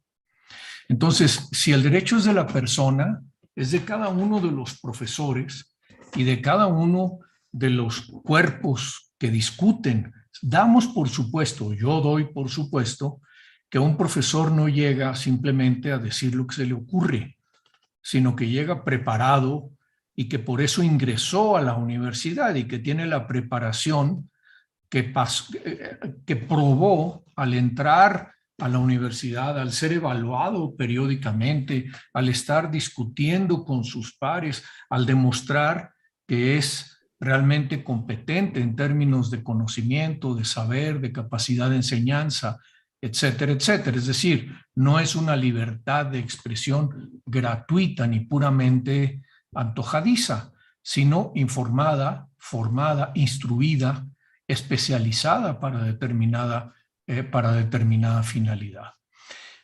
Y si bien la pluralidad es fundamental en las ciencias naturales, creo yo que lo es aún más importante en las humanidades y en las ciencias sociales. Desde luego que en los ejemplos históricos de Copérnico y Galileo, pues dejan ver claramente cómo en las ciencias naturales puede irrumpir también la ideología y pueden irrumpir también las intolerancias y los resortes dictatoriales que imperan en una época.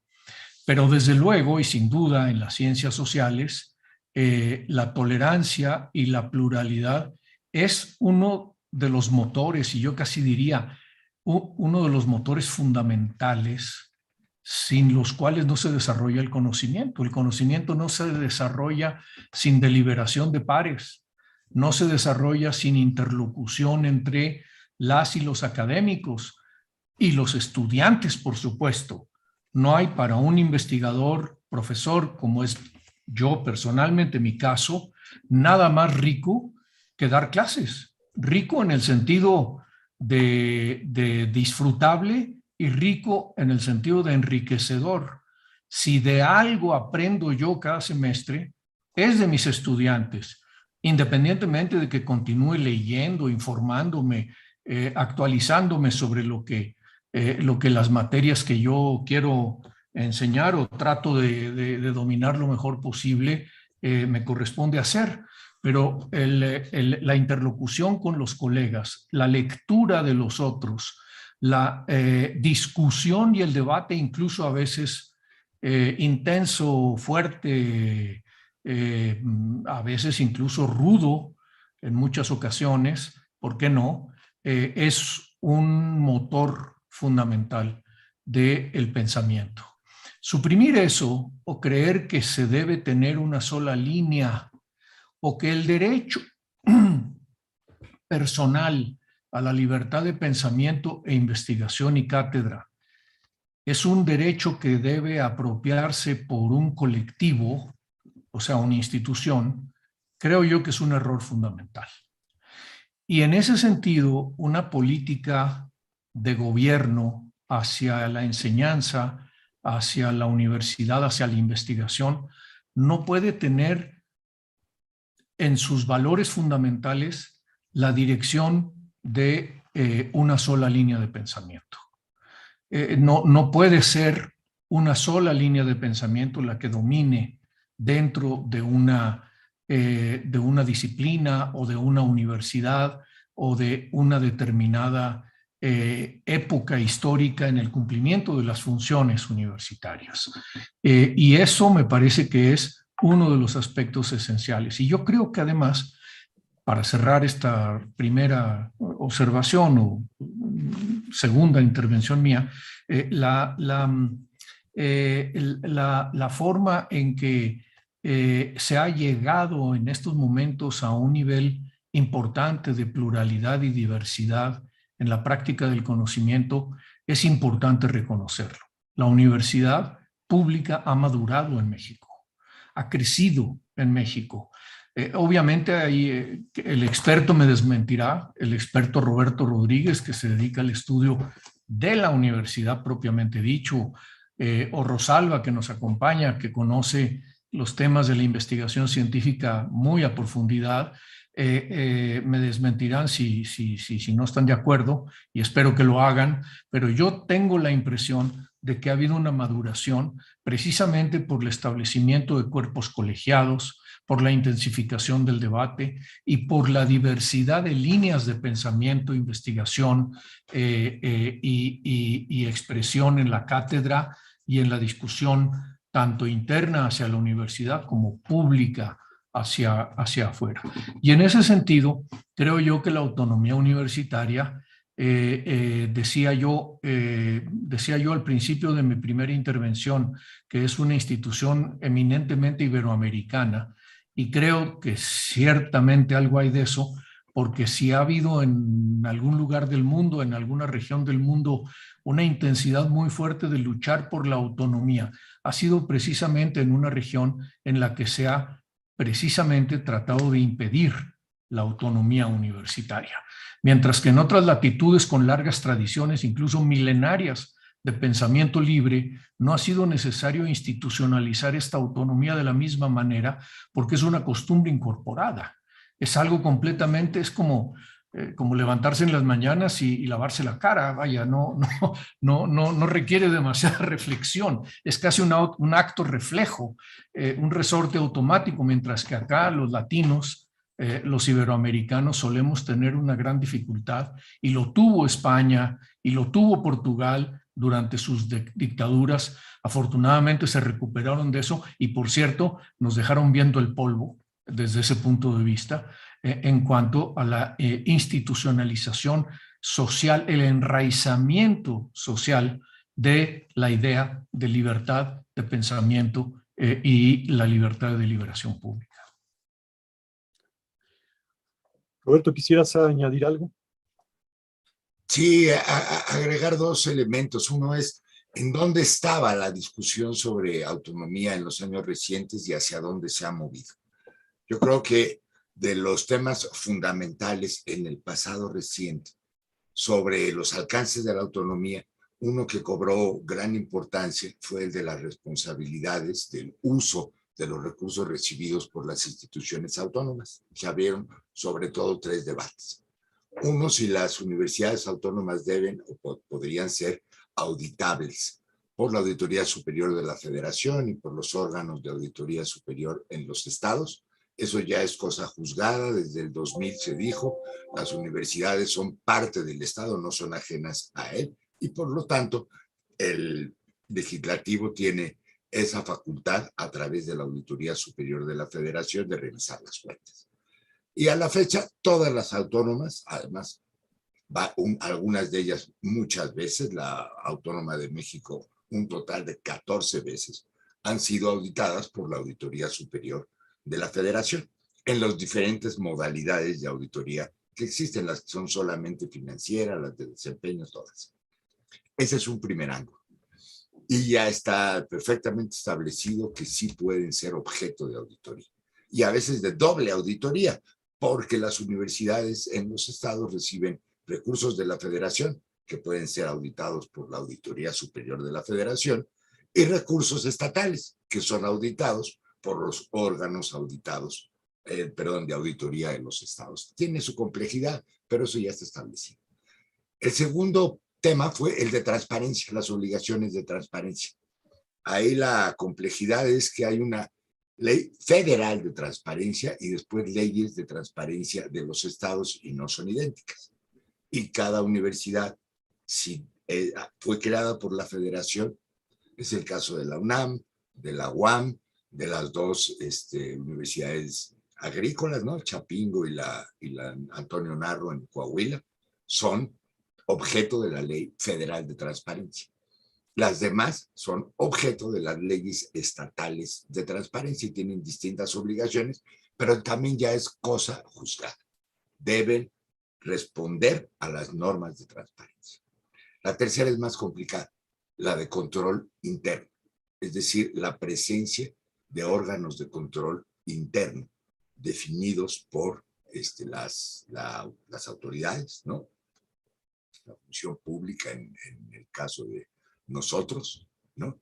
Que tengan participación, ya no en la auditoría de los resultados finales, sino en el proceso mismo, digamos, en tiempo real, que eso es lo que hace un órgano auditor interno, un órgano de Contraloría interno, del manejo y uso de los recursos. Ha sido complicado porque las normas de la administración pública exigen que toda la administración pública, con algunas excepciones, pero en esas excepciones no están las universidades autónomas, puedan tener esos mecanismos interiores. Ya han sido disputados y siguen siendo disputados, ¿no? Por ejemplo, la Universidad Autónoma de Hidalgo, cuando se quiso imponer un órgano de auditoría interno determinado por el Consejo Local, se amparó y ganó el amparo, porque el legislativo local, el Congreso de Hidalgo, había buscado modificar la ley orgánica de la universidad para permitir ese proceso. Y eso no se puede, el modificar las leyes orgánicas de esa manera en aspectos que están reconocidos como garantías por el tercero constitucional, y ellos ganaron. Pero en la Universidad Autónoma del Estado de México perdieron, porque se determinó que habría esa auditoría interna sin modificar la ley orgánica de la universidad, por ejemplo. Entonces, es un tema de disputa. Lo más reciente, por ejemplo, la Universidad Autónoma de Guadalajara hizo un consenso de decir, sí, nosotros vamos a negociar con la autoridad estatal para ver cómo se hace ese proceso de control, de control interno, de auditoría sistemática o en tiempo real. Y así se hizo. Entonces, esta es como una frontera de las obligaciones de rendición contable y de supervisión de la contabilidad. Son asuntos que parecen técnicos, pero no lo son. También tienen un ángulo político. Estos nuevos mecanismos de injerencia sobre las universidades, muchas veces razonables, desde luego, para supervisar el uso de recursos que son públicos. Una cosa adicional, y es la última. Esto es bastante dinámico. Además, en el pasado reciente, las universidades de Zacatecas, Michoacán, Baja California, incluso la UNAM, Nayarit e Hidalgo, buscaron ser modificadas sus leyes orgánicas por los congresos locales. Hubo movimientos, en algunos casos conflictos, y no se logró.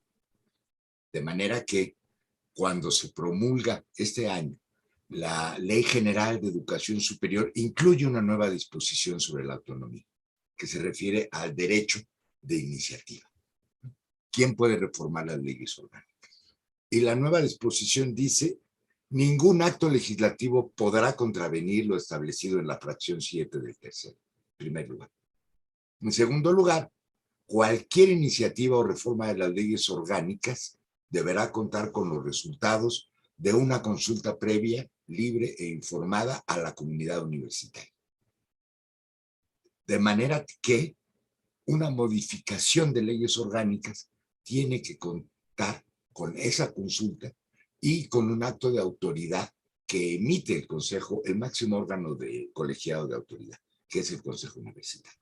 Entonces, solo si el Consejo Universitario lo autoriza, la legislatura federal o local puede intervenir en las leyes orgánicas.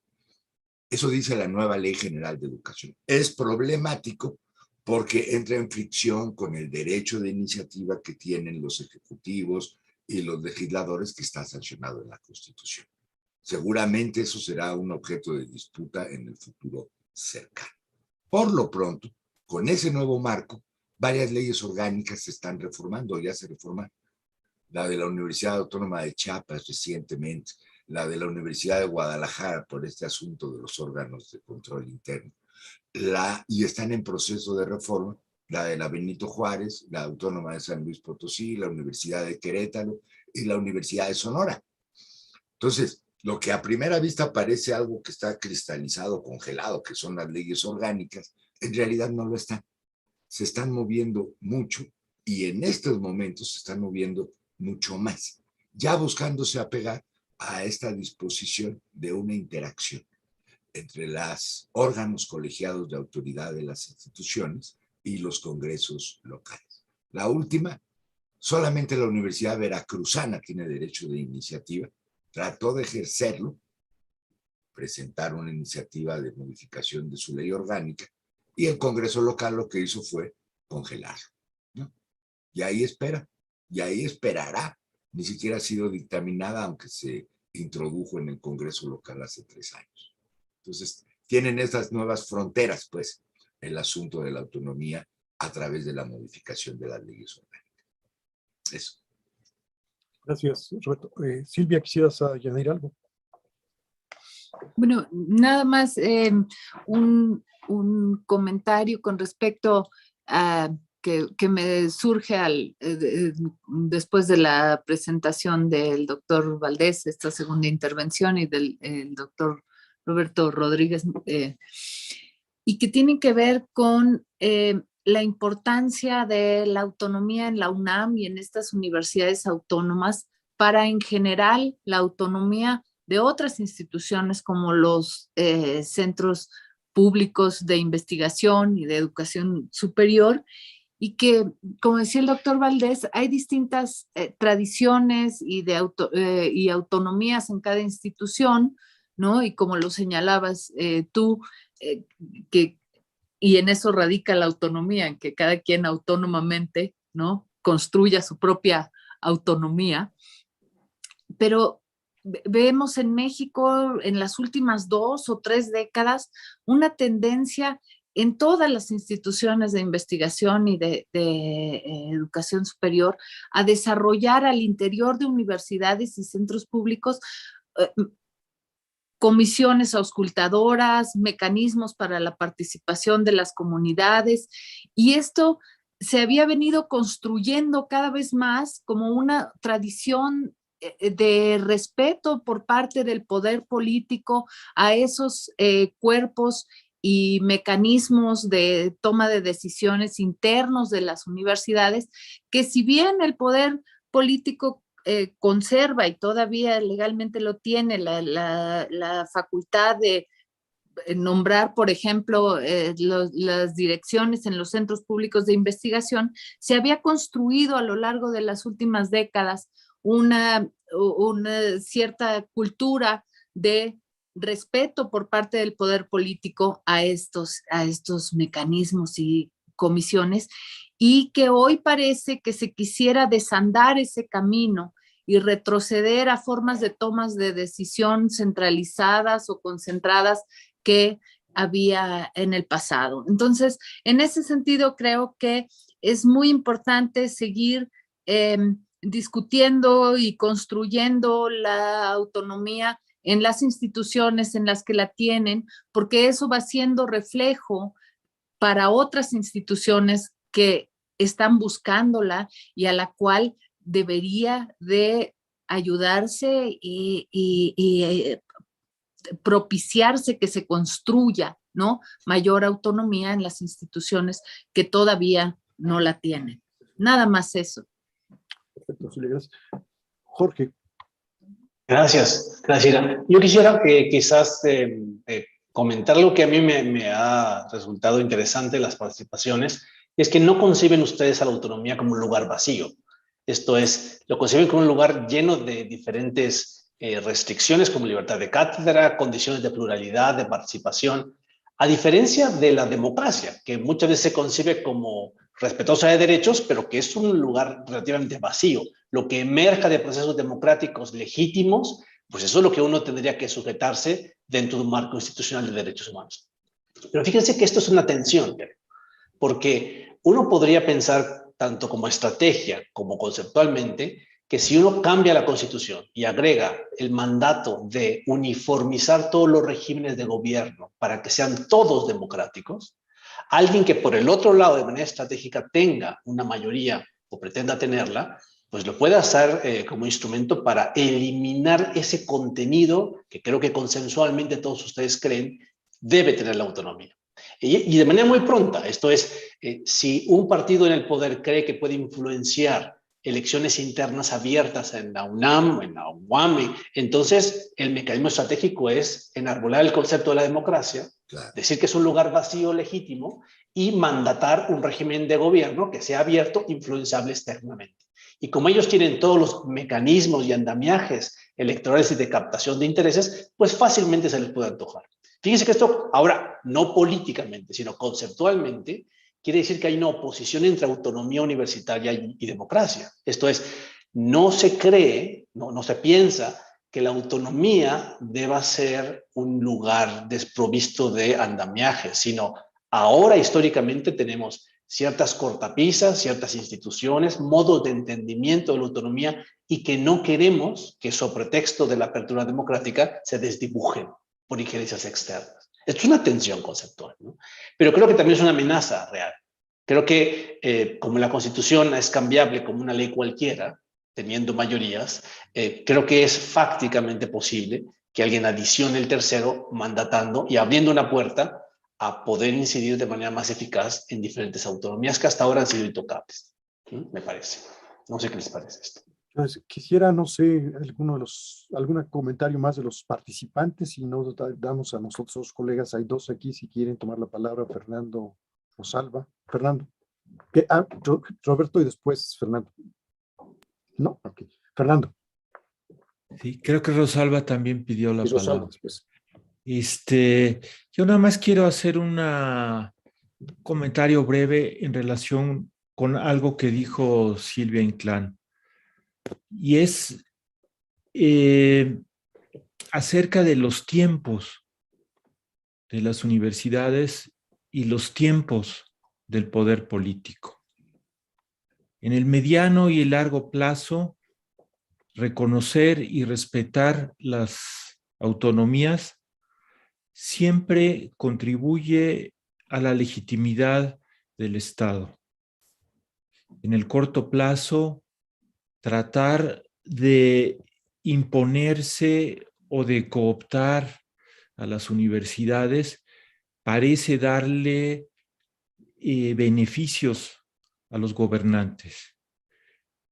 Y ellos no se dan cuenta de la importancia que tiene la legitimidad para el Estado y para su legado en el mediano y en el largo plazo. Quien defiende la autonomía está defendiendo al Estado legítimo, sobre todo al Estado democrático, aunque los gobernantes crean que se están oponiendo a ellos en lo individual. Esto ha sido así a lo largo de toda la historia. Una de las primeras universidades autónomas es la de Oxford. No se usó la palabra autonomía, no se usó el concepto tan elaborado como lo tenemos, pero en 1248 el rey Enrique III le concedió a la Universidad de Oxford la capacidad de autodirigirse, de autorregularse y de actuar como universidad independientemente de los intereses del poder local e independientemente de intereses de grupos de la población de Oxford que estaban siendo movilizados por el poder local. El rey Enrique III emitió lo que se llama una carta real, Royal Charter. Y esta carta real le dio autonomía a la Universidad de Oxford, que después contribuyó a la legitimidad del gobierno local de Oxford y a la legitimidad de todo el reino. Este rey que pasa en la historia con una imagen de débil y de no muy bueno, logró gobernar bien durante 56 años porque acumuló legitimidades por actos como este, de reconocer y respetar lo que tenía que ser reconocido y respetado. Ahí lo dejo. Salva. Sí, bueno, pues súper interesante la ver la mesa. La verdad que hay que dar esta discusión, es muy importante y ojalá pudieran participar más colegas, no solo del instituto de fuera, en escuchar y en intercambiar puntos de vista, ¿no? Un poco reaccionando a lo que dijo Paco, ¿no? La autonomía, yo creo que sí, desde luego ha llevado a madurar y consolidar a las universidades, ¿no? Y no solamente en lo jurídico, sino lo presupuestal ha sido muy importante. Y eso creo que ha permitido que dentro de las universidades públicas se construyan capacidades de investigación, ¿no? Yo hablo desde la perspectiva de la investigación, que es la que yo conozco un poco más y sobre la que reflexiono, ¿no? Entonces, me parece que eso ha permitido que justamente sean las universidades públicas las que concentran las mayores capacidades de investigación en el país. Entonces, creo que sí tiene mucho que ver, ¿no?, con esa posibilidad de administrar sus presupuestos, de generar sus planes, etcétera, que tal vez hubiéramos dependido de lo que el gobierno le hubiera dado a las universidades directamente, sin la autonomía, no se hubieran generado esas capacidades de investigación. Tal vez estaríamos en una situación más complicada, ¿no? Y bueno, ahí están la UNAM, la UAM, la Autónoma de Nuevo León, la de Guadalajara, la Veracruzana, etcétera, ¿no? Ahora, hay un tema de mucha preocupación y que sí me deja reflexionando mucho y que tiene que ver con cómo conciliar autonomía con responsabilidad social. Y ahí Roberto planteaba que justamente, yo no me conozco muy bien los cambios que hubo al artículo séptimo y la fracción séptima, pero Roberto dejó ver que uno de los criterios, no principios, uno de los criterios es justo el de la responsabilidad social, ¿no? Y ahí creo que hay un tema de discusión y de debate. Y incluso a mí me deja pensando si esta autonomía, digo, sin la autonomía de la que hemos gozado, ¿no?, con todas las ventajas y importancia que ha tenido para nuestras instituciones, no habrá contribuido también a desligarnos un poco de la sociedad en términos de investigación, en términos de capacidades de investigación. O sea, hay una relación muy fuerte, digamos, mediante la docencia con la sociedad, ¿no? Pero yo creo que en el campo de la investigación, si bien coincido que debe predominar la libertad de investigación, el pluralismo, estoy de acuerdo con todo eso, pero tengo ahí como una inquietud muy fuerte respecto a que si la autonomía pensada como ideología, lo que un poco comentó Jorge Serdió, y si esa libertad de investigación de la que defendemos y la que gozamos, no se ha convertido también en una ideología, ¿no? Es decir, en un extremo estaría la libertad de investigación, ¿no?, como criterio, pero ideológico, y en el otro extremo, digamos, estaría el criterio ideológico de orientar la investigación, ¿no? O sea, yo tengo, ¿por qué? Porque sabemos, y quienes hemos estudiado el tema de la ciencia y la tecnología, sabemos que la ciencia siempre está influida de otros valores, ¿no? No es una actividad que esté exenta de lo que pasa en la sociedad. Entonces, cualquier investigación, sea en ciencias biomédicas, en ciencias ingenierías, en las ciencias sociales, tiene un contenido de valores que se insertan a través del investigador, ¿no? Entonces, esta cuestión de la ciencia exenta de valores no existe como tal. Entonces, yo sí tengo una reflexión ahí muy fuerte y una preocupación muy fuerte de que cuando defendemos la libertad de investigación, ¿no?, si no estamos también cayendo en una interpretación ideológica de la autonomía universitaria frente a una interpretación ideológica de que la ciencia debe resolver problemas. ¿Me explico? O sea, entonces ahí mi gran pregunta es, esa autonomía de que han gozado las universidades en términos de investigar, de generar conocimiento de la manera como cada investigador lo quiere hacer, trabajar de la forma como cada uno quiere y de respetar esa pluralidad de posiciones, si no habrá contribuido también a desligarnos un poco de la sociedad, ¿no? Entonces, la gran pregunta es, ¿cómo conciliar autonomía con responsabilidad social, sin que la responsabilidad social limite la autonomía? O sea, son reflexiones, no es una posición totalmente acabada, pero me parece que es un tema que yo he observado a través de todas las discusiones que se han dado en estos 3 años que llevamos de este nuevo gobierno, y sobre todo con motivo de los cambios en CONACYT y de las propuestas de nueva ley de ciencia y tecnología. Gracias. No sé si alguien quisiera tomar la palabra. Bueno, tenemos primero, acá está, Paco y después Roberto, por favor. Gracias. Creo que el punto que levanta Rosalba es importantísimo y aprecio mucho su intervención. Yo quisiera al respecto señalar 2 puntos. Cuando hablamos de libertad de investigación, yo no lo desarrollé, pero estoy pensando en la idea weberiana de libertad de valoración. Es decir, libertad de valoración no significa nacer por generación espontánea, como se interpretaba el desarrollo de las enfermedades o los bichos antes de que existiera el microscopio, sino precisamente resultado del intercambio en torno a los valores que en una época determinada están en discusión, en circulación, en debate y que permiten deliberar para orientar la investigación, teniendo al investigador o a la investigadora como una persona que se supone que es responsable de discernir eso en términos de que se traduzca en una parte de su acción. En ese sentido, no habría la desvinculación. Sin embargo, hay 2 aspectos que me parecen importantes y que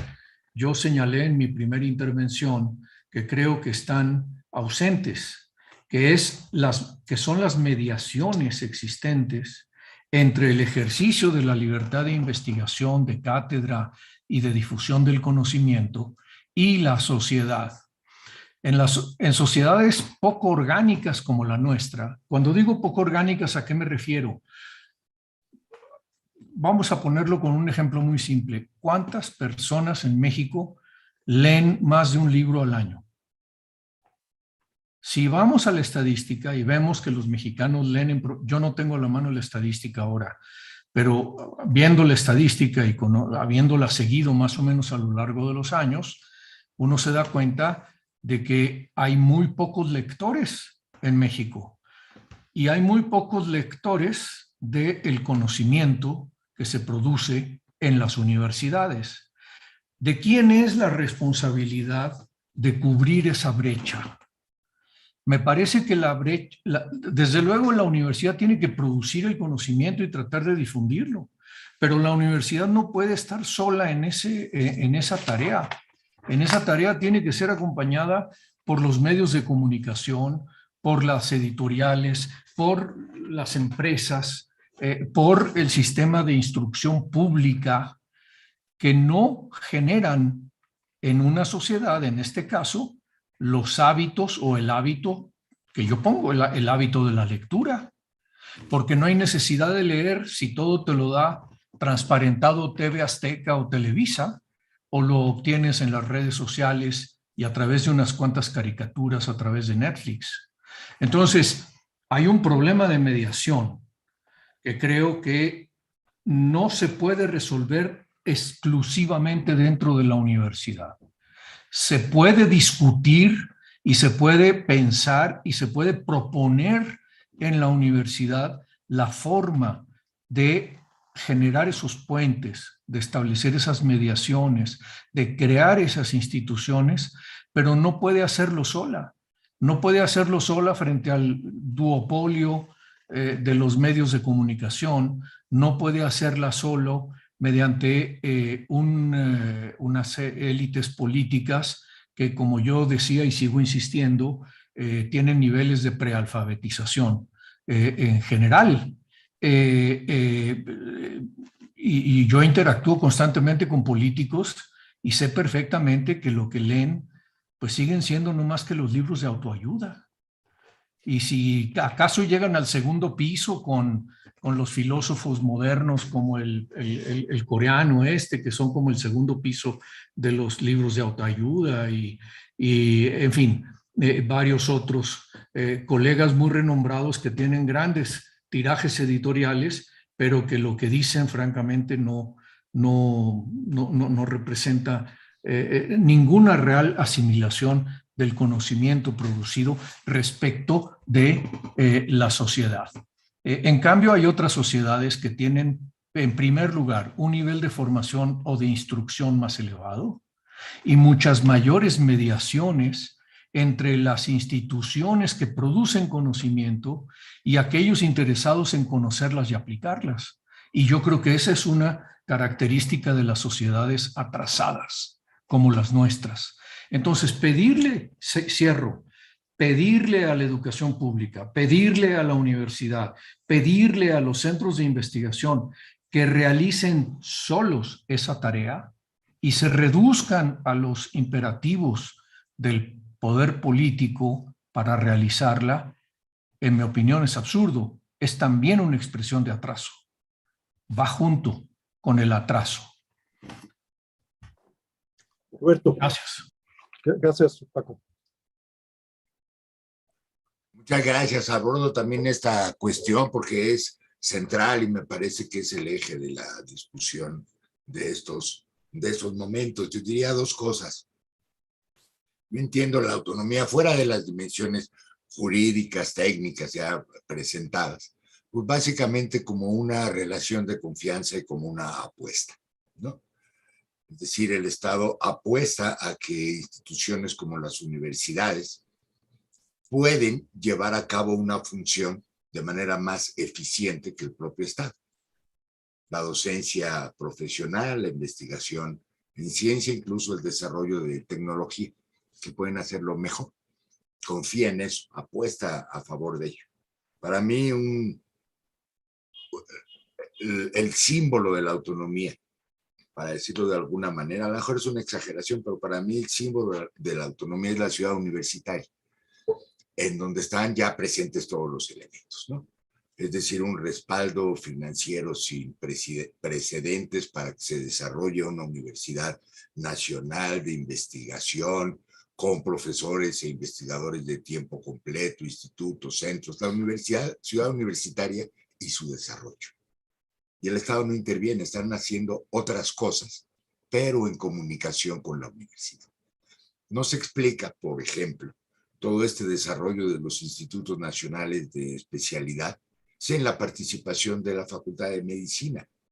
Pero en un lado están abriendo los campos clínicos para las especialidades y en otra generando los médicos de primer nivel. Pedir ahora, por ejemplo, que se incremente la matrícula de médicos porque hacen falta médicos, pero no abrir esas plazas en los hospitales, pues va a llevar a una nueva confrontación.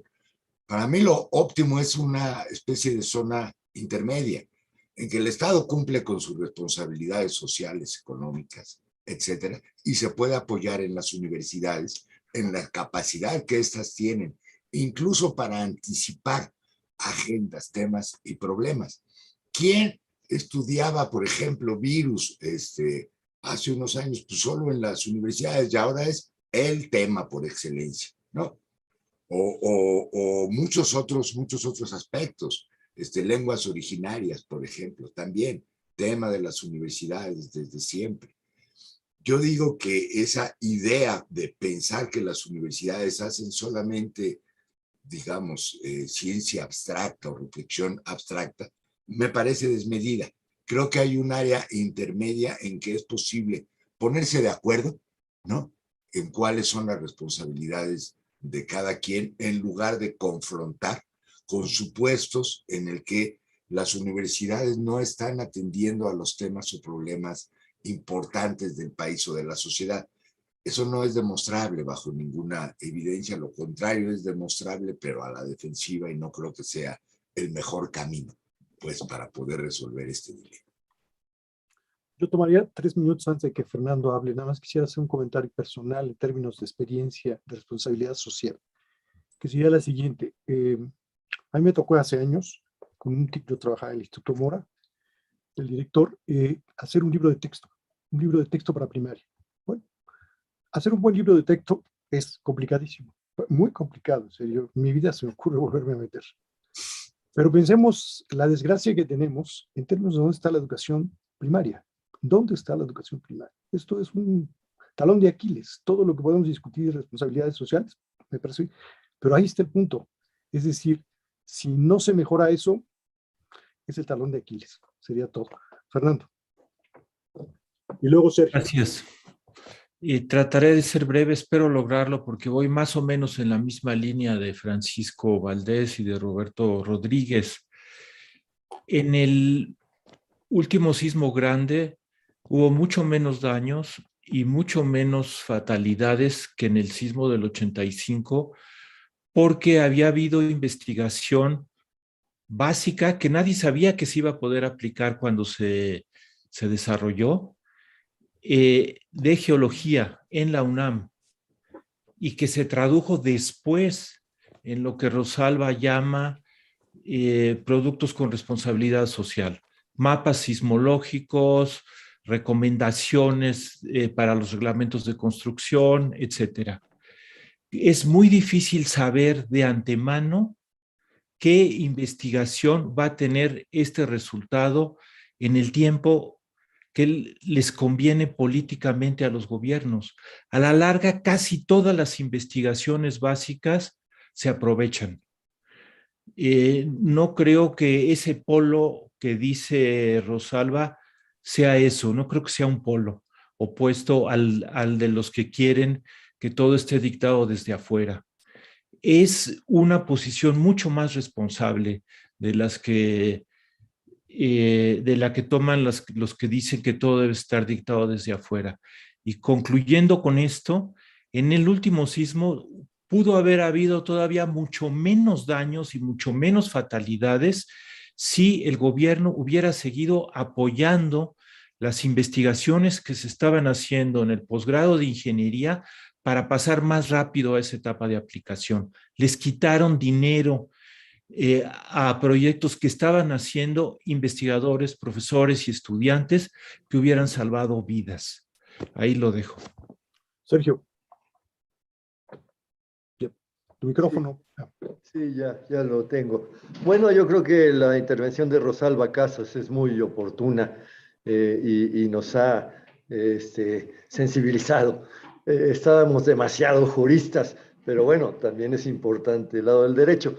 Pero aquí nos mete ella en una situación muy interesante. Definitivamente presentaré esos temas en la tarde, pero agrego una cosa. Es muy difícil que el entorno de una universidad como la nuestra, en el estado de anomia en que se encuentra, se mantenga separado de la universidad. Claro que no está separado. Tenemos una producción, como lo dice ahorita Fernando, que sirve, que va a servir, etcétera. Pero hay una ausencia de programas y trabajos como los que otras universidades y otros países están llevando adelante. En Uruguay, la universidad, el gobierno y los espacios sociales se articulan de una manera en donde los técnicos universitarios, los sociólogos, etcétera, van a un territorio definido. El gobierno produce y también otras empresas privadas otorgan recursos para enfrentar problemas muy serios de jóvenes, de violencia, etcétera, para los problemas de ese territorio. Así sucede también en las mancomunidades españolas. Así sucede también en la sociedad, en las municipalidades del norte de Italia. Así sucede en los municipios franceses. Hay una participación del sector público, de grupos privados, pero de la sapiencia universitaria, en técnica, pero también en organización social, de construcción de plataformas participativas, etcétera, que es muy importante. Nuestra universidad, por una serie de razones, se alejó de la producción de ese tipo de enganches y engarces. Eso es lo que debería y propongo que pongamos atención en lo que quiere decir, como lo decía Rosalba, la articulación de nuestra universidad, nuestra particularmente, porque es la nacional, con el entorno social. Tendríamos unos minutos, podemos todavía agotarlos. Si alguien todavía quisiera cerrar, yo quisiera decir de antemano. Por favor, adelante. Rebeca. Hola, buenas tardes. Les agradezco mucho realmente sus intervenciones, han sido realmente excelentes y nos dejan, digamos, con muchas cosas para pensar, reflexionar. Hay, yo creo que tres cosas que yo quisiera, digamos, hacer referencia. Esta existencia en la autonomía, digamos, desde todos los ámbitos que hizo Silvia, me parece muy importante, sobre todo porque estas autonomías siempre se tratan de alterar o de disminuir, digamos, en diferentes momentos de parte del poder político.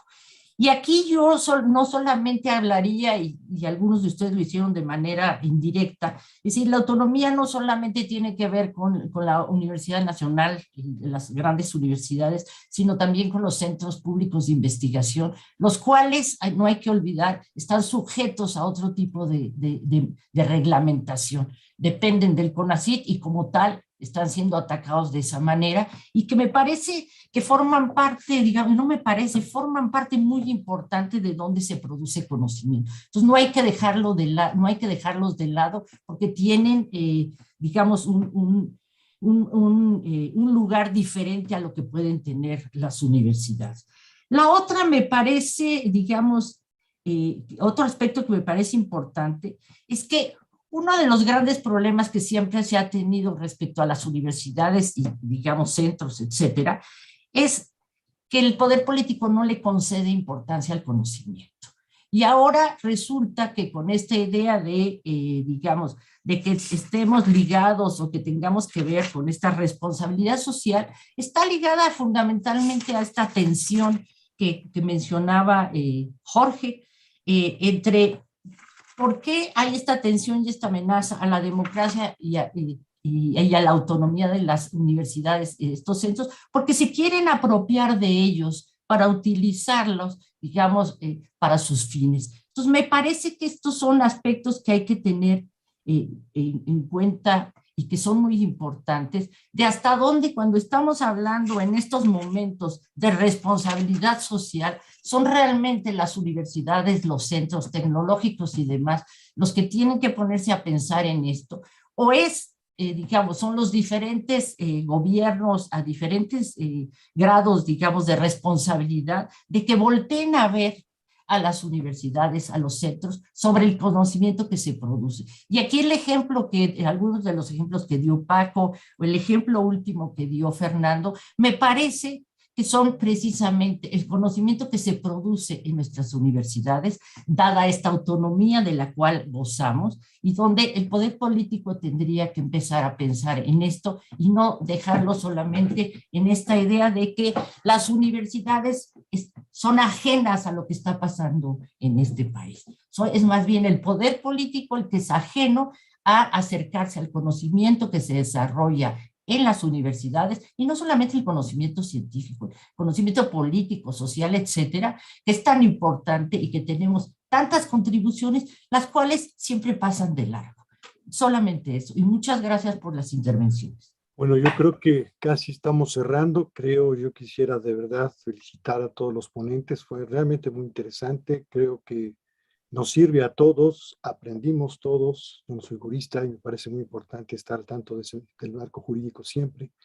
Me parece muy importante un sociólogo de la educación que está metido toda su vida en este asunto, y dos politólogos que están trabajando en sus diferentes temas, que me parece nos han dado una sesión muy interesante, muy útil, muy práctica, y que creo que ha cumplido sus objetivos, es decir, por qué es importante la autonomía en sentido del ámbito académico entre todos. Y que, como se dice aquí, no solo atañe a las universidades, sino va nosotros, afortunadamente, ya por terminar, hay otra manera otros tipos de instituciones que también hacen docencia e investigación de alto nivel, como son los centros públicos. Yo creo que en ese sentido me parece importante tomar todo esto en cuenta. Y realmente agradecerles a todos creo que cumplimos con los tiempos. Y bueno, los invito a que esta tarde sigan la segunda parte de este seminario, que sin duda seguirá siendo muy interesante. Muchas gracias a todos y mucho gusto a todos. Mucho gusto a Jorge, que no lo conocía, y nos veremos. Me despido de todos y gracias a los colegas que además participaron. Muchas gracias y buenas tardes. Saludos. Saludos. Gracias, muchos saludos. Buenas tardes. Muchos saludos. Hasta luego, buenas tardes. Hasta luego. Hasta luego.